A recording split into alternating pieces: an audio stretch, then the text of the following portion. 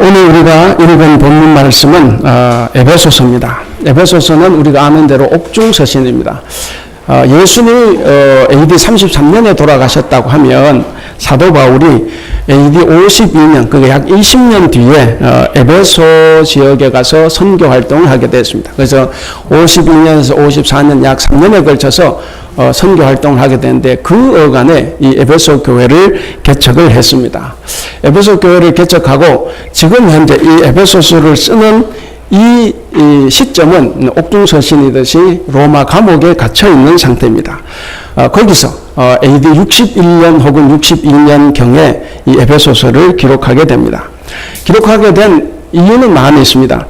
이 에베소 교회가 초기에는 성도 간의 사랑이 아주 풍부했습니다. 그러나 점차로 사랑이 순수하지 못해서 인간 관계가 다 흐트러지고 심각한 갈등을 느끼면서 교인들이 많이 힘들어했습니다. 이런 과도기적 상황에서 교회는 또 급성장을 했습니다. 우리가 항상 급성장을 하게 되면 여러 문제들이 발생을 하게 되는데 특별히 이제 이질적인 사람들이 많이 들어왔어요. 오늘 본문에서 대표되는 유대인과 이방인, 전혀 이질적인 사람들이죠. 그리고 교회 안에 또 다른 다양한 목적을 가진 사람들이 또 들어오기 시작을 했습니다. 그러면서 이 교회의 당면 문제는 일치와 화합입니다. 일치와 화합의 이 문제가 대두되게 되었습니다. 바로 이런 배경에서 사도 바울이 에베소 교회가 하나 되기를 바라는 이 간절한 마음, 애틋한 마음을 가지고 쓴 편지, 이것이 에베소서입니다. 바울이 특별히 이렇게 교회의 일치, 하나됨을 강조하는 배경에는 반대의 어떤 상황이 있었을 거라고 우리는 생각해 볼 수가 있습니다. 그러니까 그 속에 교회의 분열이 암시되어 있다는 거죠. 대체로 따져보면 네 가지 정도의 분열 문제가 있습니다. 첫째는 교회 안의 주도권 다툼으로 인한 분열입니다. 그래서 예수님께서는 바울이 교회의 머리가 그리스도인데 당시 에베소 교회가 교회의 머리가 되고자 하는 그 사람들이 들어 있었습니다. 그래서 교회가 혼란을 겪게 됐습니다. 그래서 사도 바울은 그들에게 교회의 머리는 쟁취하는 것이 아니라 하나님께서 임명하신 것이기 때문에 성도들은 머리됨을 다 포기하고 머리에 연결된 몸의 지체로 살라고 권면을 합니다. 그리고 두 번째 문제는 오늘 본문입니다. 유대인과 이방인의 분열입니다. 그러니까 이질적인 사람들 간의 분열이다, 이렇게 볼 수가 있습니다. 그리고 셋째는 직분자들 간의 분열 문제입니다. 4장 14절 전으로 이렇게 보시면 바울은 인간의 간교한 꾀임이나 교활한 풍조에 휘둘려 분열된 직분자들은 바로 믿음의 이 분량에 따라 사랑 안에서 몸을 세워가라라고 권면을 합니다. 마지막 넷째 분열 상황은 5장 22절에서 6장 9절까지 나오는데 가정의 분열 문제입니다. 바로 이런 여러 가지 분열 문제들을 우리가 생각을 해볼 수 있는데 바로 이런 상황에서 바울은 그리스도 안에서 서로 하나됨을 강조하고 있는 말씀입니다.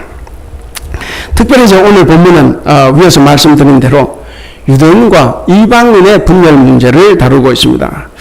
오늘 본문에는 교회라는 말은 없어요. 그러나 이 본문에서는 교회의 본질적인 문제를 언급하고 있습니다. 에베소서의 총 주제가 교회입니다. 그래서 이거 교회론이다 그렇게 강조하는데 바로 그리스도의 몸된 교회, 그리스도의 몸인 교회는 유대인과 이방인의 하나됨을 강조하고 있습니다. 이 이질적인 유대인과 이방인의 하나됨을 강조하면서 바로 오늘 우리 교회가 바로 그런 보편적인 교회가 되어야 한다 하는 것을 말하고 있습니다. 오늘 본문을 세 부분으로 나눌 수가 있습니다. 첫째 부분은 11절부터 13절입니다. 자, 거기 보시면 11절, 12절 처음에 보시면 그때에 이렇게 나와 있죠. 그리고 13절에는 이제는 이렇게 되어 있습니다. 그래서 그때와 이제는 이라는 도식으로 과거 이방 출신 성도들이 믿음 이전과 이후의 상황이 어떻게 됐냐 하는 것을 묘사하고 있습니다. 과거에 그들은 어떤 사람들입니까? 11절 12절에 나오죠. 그들은 이방인이었습니다. 무할례자들이었습니다. 12절에 보시면 그리스도 밖에 있었고 이스라엘 밖에 있었습니다. 그들은 약속에 있어서 외인들이었습니다. 그리고 그들에겐 하나님도 없었습니다. 바로 이런 것을 이야기하고 있는데, 그런데 이제는 어떻게 됐다는 겁니까? 13절. 이제는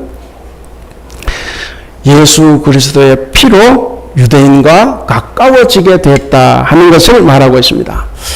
그리고 이제 마지막 그 14절에서 18절은 그때와 이제로서 과거 유대인들만 누렸던 하나님과의 교제를 이제는 이방인도 누릴 수 있게 됐는데, 그 누릴 수 있게 해준 근거를 말하고 있습니다. 그 근거는 뭡니까? 바로 예수 그리스도입니다. 예수님은 이방인과 유대인을 갈라놓은 그 갈라놓고 원수로 만들었던 그 중간에 막힌 담을 십자가로 허무셨다고 14절에 말씀하고 있습니다. 그 십자가는 뭐냐? 화목의 길인 거예요. 화목의 길. 우리가 십자가를 믿는다? 그럼 화목하게 가야 된다는 거죠. 그럼 교회는 뭡니까? 모든 적대 요소를 해소하고 한 몸을 이루는 화목 공동체다 하는 것을 말해주고 있습니다. 제가 아까 마지막이 아니네요. 마지막 이제 19절에서 22절입니다. 19절에서 22절은 그 예수님의 십자가에 대한 이야기를 또 이렇게 해줍니다. 예수님의 십자가가 뭘 했냐면, 첫째는 종교적 기득권의 근거였던 율법을 폐했다 하는 거죠. 율법을 폐했다. 그 다음 또 하나는 서로를 갈라놓았던 담을 허물었다 하는 이 사건, 이것을 기록하고 있는 것이 마지막 부분입니다.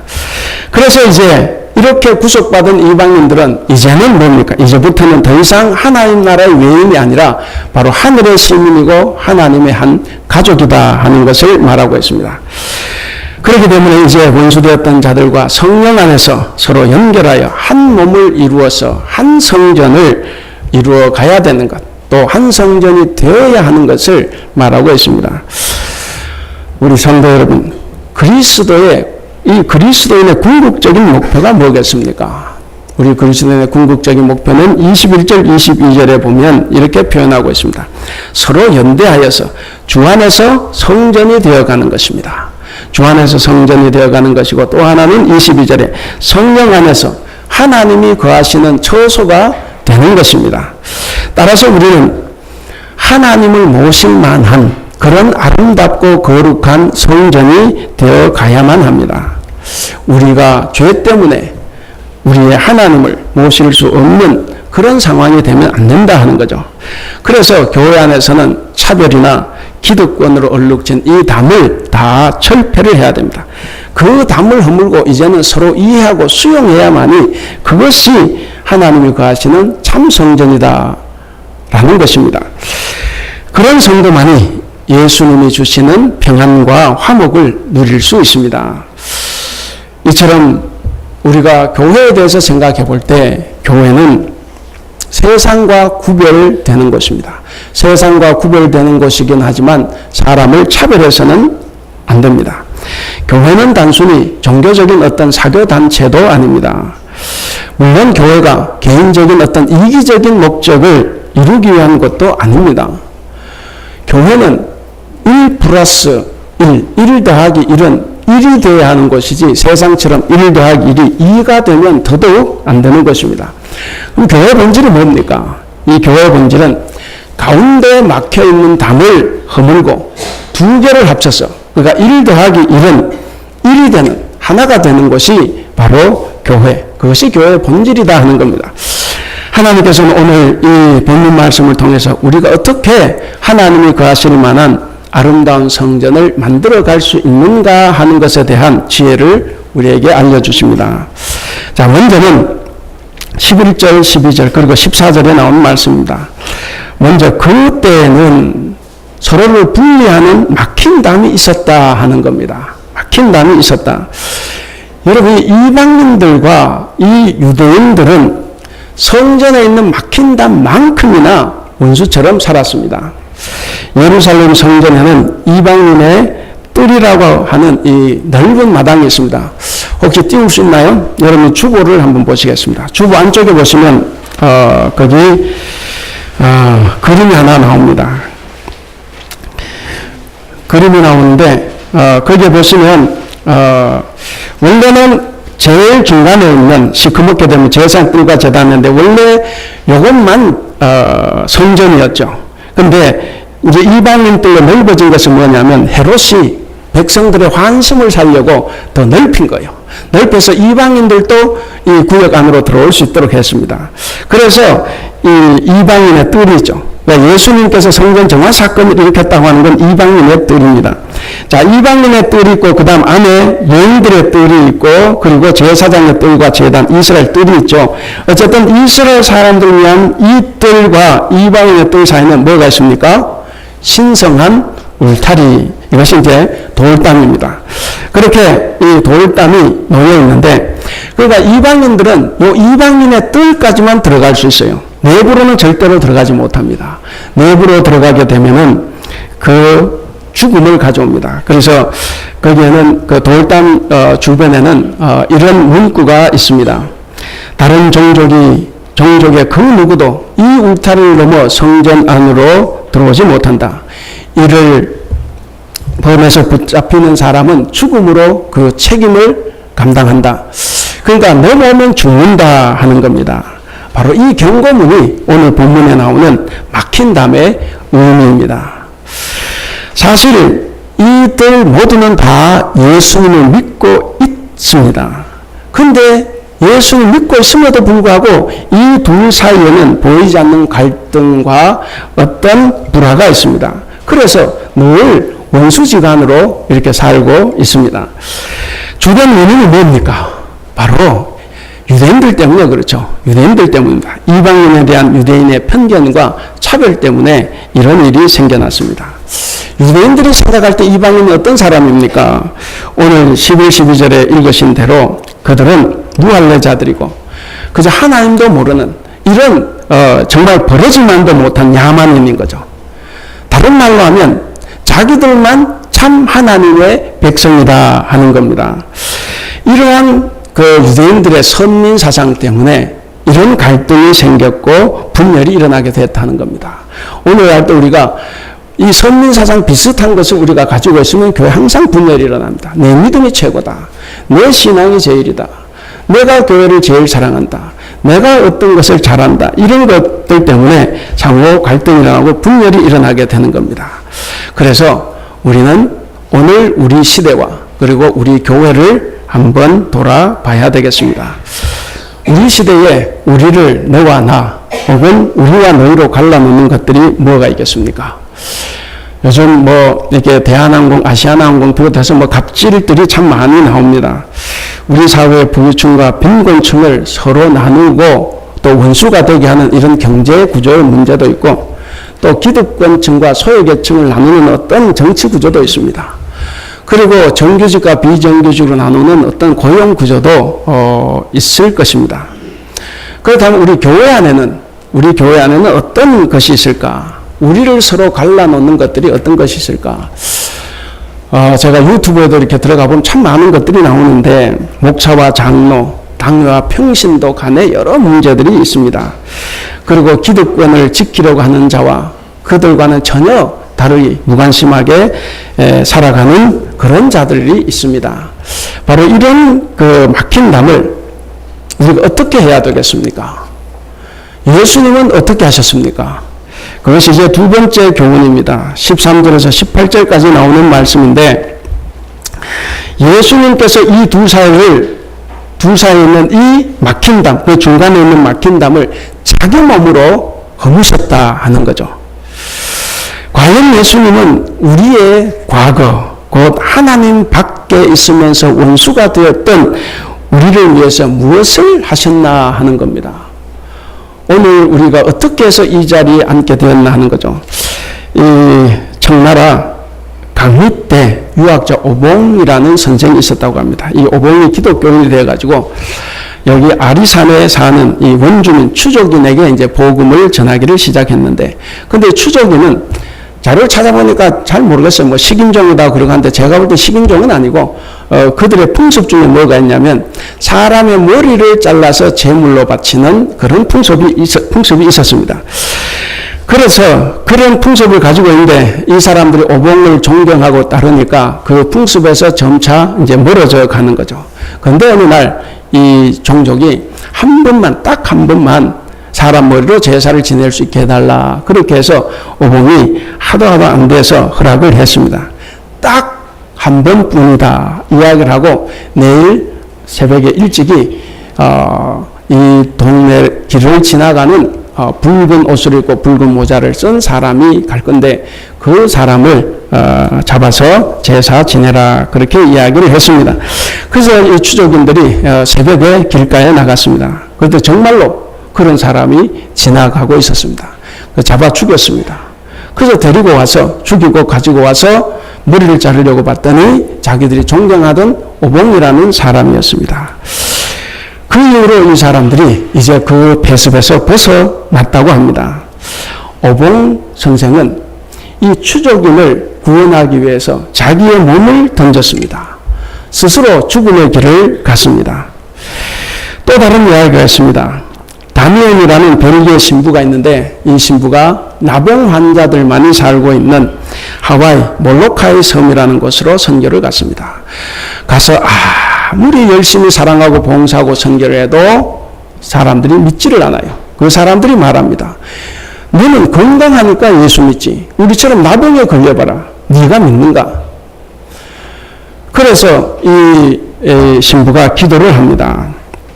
하나님, 이들과 제게는 중간에 막힌 담이 있습니다. 이들은 병이 있고 저는 병이 없습니다. 제가 이들을 구원하기 위해서는 제가 나 환자가 되어야 됩니다. 저를 나 환자로 만들어 주세요. 이렇게 기도를 하면서 하루하루 최선을 다하고 있는 어느 날 드디어 자기 몸에 나병균이 있었습니다. 그래서 그가 하나님께 감사했습니다. 그리고 그것을 복음화시켰습니다. 이 신부는 33살에 살아있는 무덤이라고 불리는 그 땅에 들어가서 49세에 죽었습니다. 죽으면서 그가 남긴 말이 이렇습니다. 모든 것을 전부 다 바친 나는 참으로 행복한 사람이다. 여기 보면 이 원주민을 변화시키기 위해서 자기 목숨을 던진 오봉 선생님이나 나 환자들을 구원하기 위해서 스스로 나 환자가 된 이 다미엔 신부, 이 두 사람의 이야기는 예수님을 생각하게 합니다.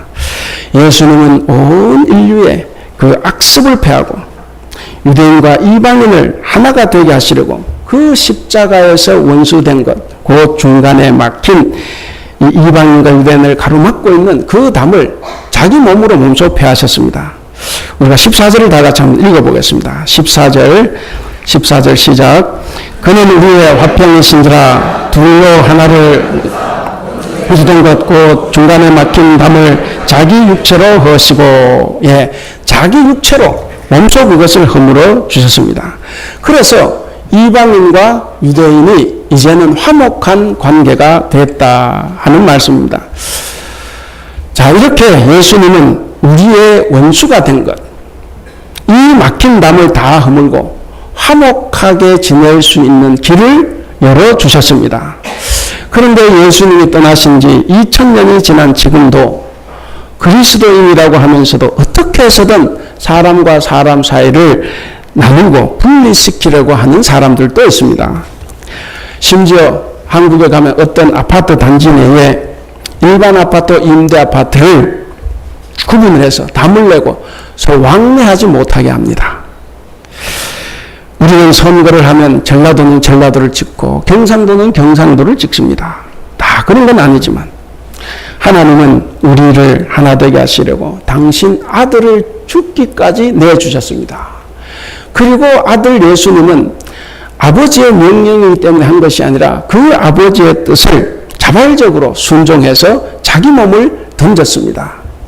그렇게 자기 몸을 버렸지만 하나님의 자녀되고 그리스도의 제자라고 하는 우리 성도들은 여전히 나만 생각합니다. 내 남편, 내 아내, 내 자식, 그리고 우리 집단, 이 일만을 생각해서 타인을 위해서 희생한 예수님의 십자가를 우리 스스로 부끄럽게 만들고 있는 것이 오늘날의 현실이다라고 볼 수가 있습니다. 심지어 오늘 이 자리에서 예배하는 이 중에서도 우리는 담을 쌓고 있을지 모릅니다. 담을 허물지 못하고 예배 시간에도 담을 쌓고 있는 성도들이 있다 하는 말씀입니다. 그러나 예수님은 우리 사이에 있는 모든 담을 다 허무셨습니다.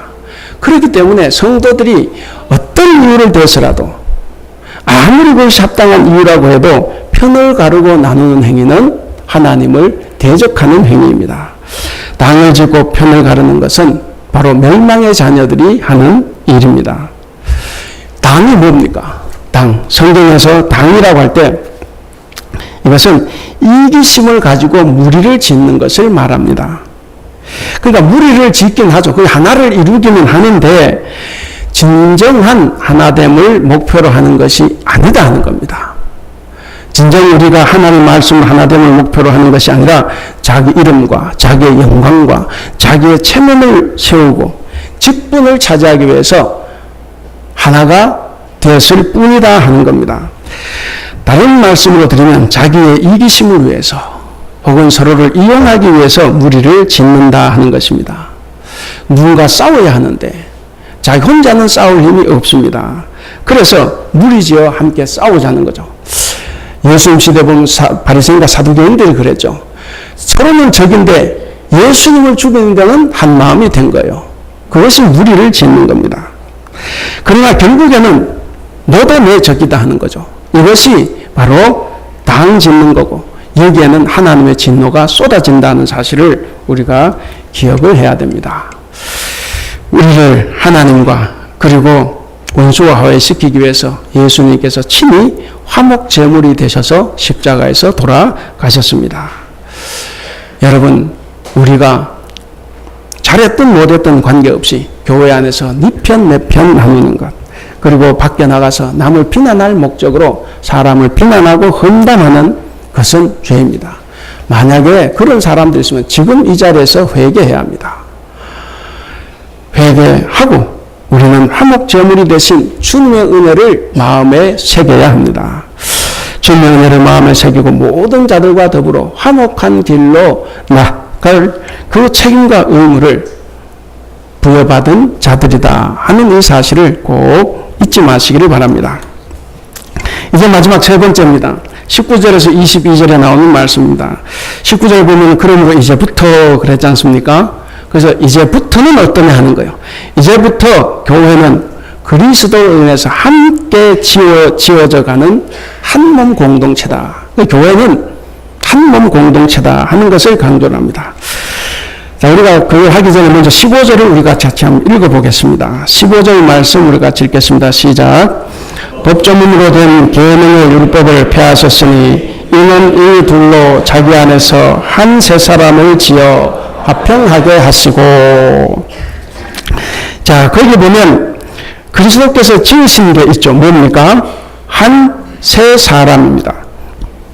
여기서 한 세 사람은 성전, 곧 교회를 말합니다. 그러니까 교회라는 것은 뭡니까? 전혀 이질적인 사람들이 모여서 그 이질적인 사람들이 새롭게 변화되어 하나로 연합해 가는 것. 그래서 전혀 다른 것으로 지음받은 존재다 하는 겁니다. 그러니까 교회는 뭐냐? 여기 예를 들어 150명이 앉아 있습니다. 150명은 다 이질적인 존재들입니다. 그래서 아까 말씀드린 1 더하기 1은 2가 되는 게 아니에요. 1 더하기 1은 1이 돼야 되는 것입니다. 교회는 이런 이질적인 존재들이 모여서 하나가 되는 거예요. 하나로 변화되는, 그래서 전혀 다른 것으로 창조되는 존재다 하는 겁니다. 변화에는 두 가지가 있다고 합니다. 물리적인 변화와 화학적인 변화가 있습니다. 물리적인 변화는 겉모양만 변하고 성질은 그대로 가지고 있는 건데, 예를 들면 나무로 의자를 만들었다고 하면 의자는 나무의 그 겉모양은 변했죠. 그러나 그 성질은 그대로 가지고 있는 겁니다. 나무로 그냥 있으니까. 여기서 물리적인 변화고 화학적인 변화는 이제 겉모양은 물론이지만 성질까지 다 변하는 거라고 합니다.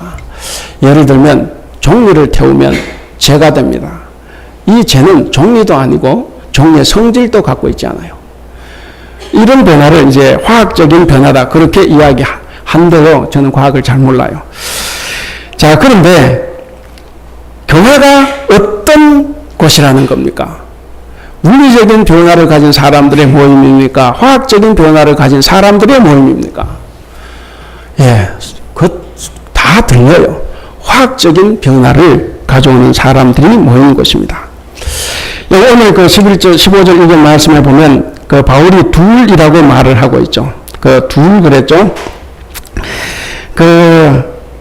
이 둘로 자기한 산세 사람을 지어. 근데 둘, 누구와 누구를 가리키는 말입니까? 유대인과 이방인을 가르치죠. 유대인과 이방인을 가르칩니다. 이 둘은 결코 하나 될 수 없는 이질적인 존재다 하는 거예요. 그들은 사고나 삶의 방식 모든 것이 다 다릅니다. 우리가 계속 살펴봤지만 더더욱 한편은 선민이고 한편은 이방인입니다. 그리고 유대인들은 이방인을 볼 때 개돼지만도 못하게 여깁니다. 이들 사이에 어떤 일치점도 찾아보기가 쉽지 않습니다. 일치점이 아니라 비슷한 점도 찾아보기 어려워요. 사람이라는 것 외에는 아마 찾기가 어렵습니다. 그런데 이들을 예수님께서 어떻게 하셨다는 겁니까? 우리는 여기서 이 변화를 잘 봐야 합니다.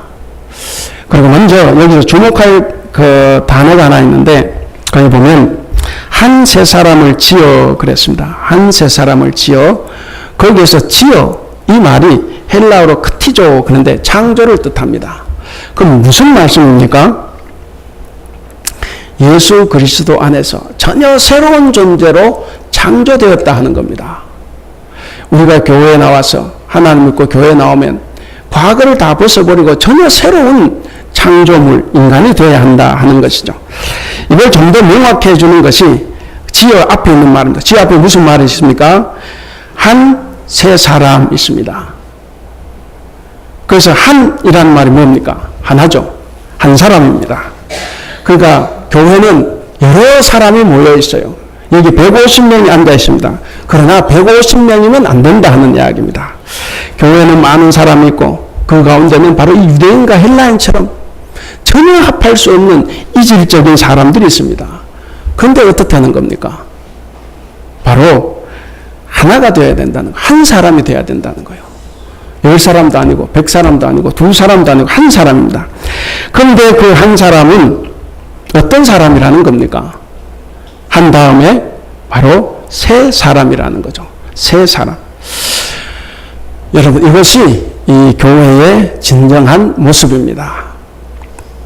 교회는 다양한 계층의 사람, 다양한 직업, 다양한 학식, 그리고 다양한 지역, 다양한 성격, 다양한 일 처리 방식을 가진 사람들이 모여 있는 곳이 바로 교회입니다. 근데 예수님께서는 이 다양한 사람들을 재료로 만든 거예요. 그래서 화학적인 변화를 일으켰듯이 그리스도 안에서 전혀 새로운 한 사람을 창조해냈다 하는 겁니다. 이것이 교회라는 것입니다. 무엇을 말하려고 하는 것입니까? 우리는 다 서로 다른 사람들입니다. 서로 다른 사람이에요. 서로 다른 우리 모두가 다 바로 그리스도 안에서 전혀 새로운 그리스도의 지체가 되어 한 몸을 이루었다 하는 겁니다. 우리가 한 몸임을 확신할 수 있습니까? 만약 그렇지 않다면 우린 다 저를 다 회개하고 우리 마음을 돌려 세워야 됩니다. 예수님은 이렇게 교회를 세우셨을 뿐만 아니라 교회의 모퉁이 돌이 되어 주셨습니다. 모퉁이 돌은 건물의 가장 무거운 무게를 지탱해 주는 아주 중요한 부분입니다. 모퉁이 돌이 튼튼하고 견고해야 됩니다. 우리는 정말 견고하고 튼튼한 예수님을 모퉁이 돌로 삼고 있는 이 교회당 안에 있습니다. 여러분, 예수님께서 교회의 모퉁이 돌이 되셨다는 것이 뭡니까? 바로 모든 그리스도인들을 하나로 연결해서, 한 몸으로 연결해서 하나 되게 하셨다 하는 겁니다. 우리가 정말 예수님 모퉁이 돌로 여기고 믿고 있다고 하면 우리는 하나 되어야 됩니다. 바로 그리스도 안에서 하나가 된 사람, 한 백성이 된 것, 그것이 교회고 하나님의 성전이고 그것이 우리들의 모습입니다.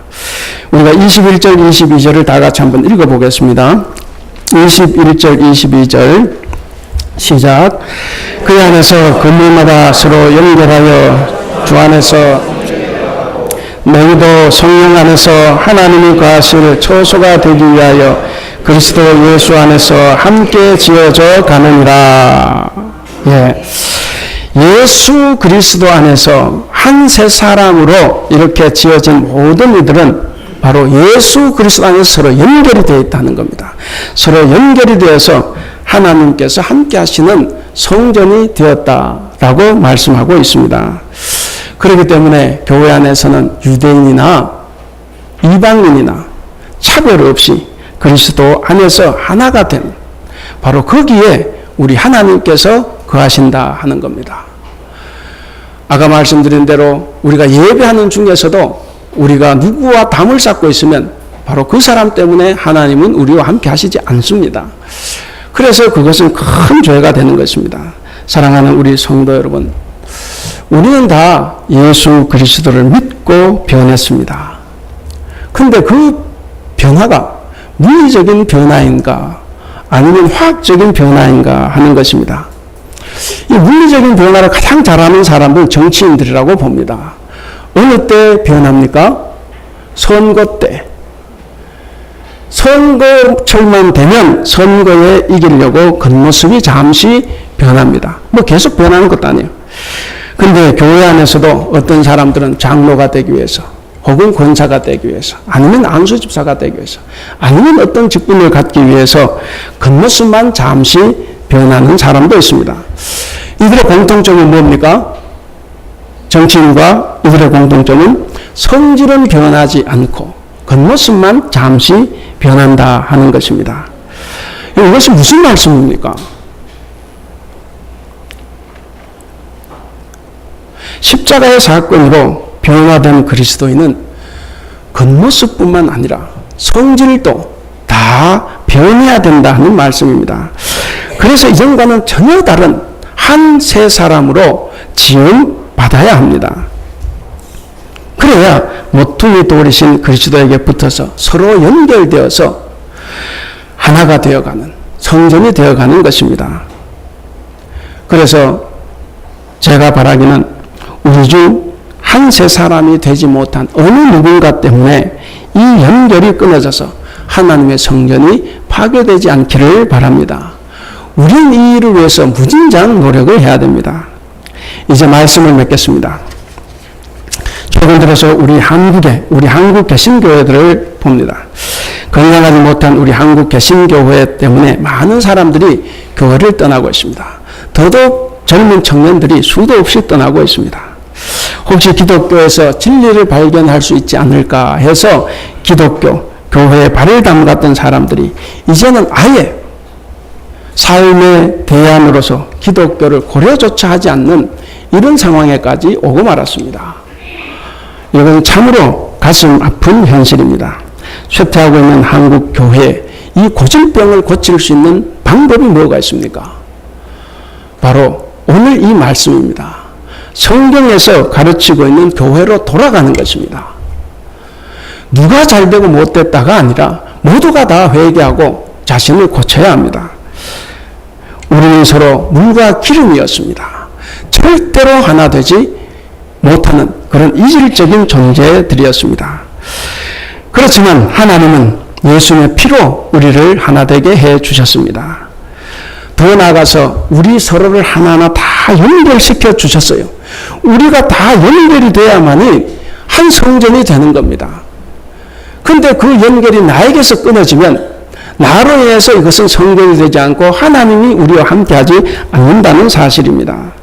그렇기 때문에 우리는 서로 연결된 성전입니다. 그렇기에 우리는 서로를 돌보고 협력해야 됩니다. 사랑하는 우리 대북교회 성도 여러분, 오늘 이 말씀을 생각하시면서 우리가 교회의 본질을 잘 생각해 봐야 됩니다. 오늘 제목이 뭡니까?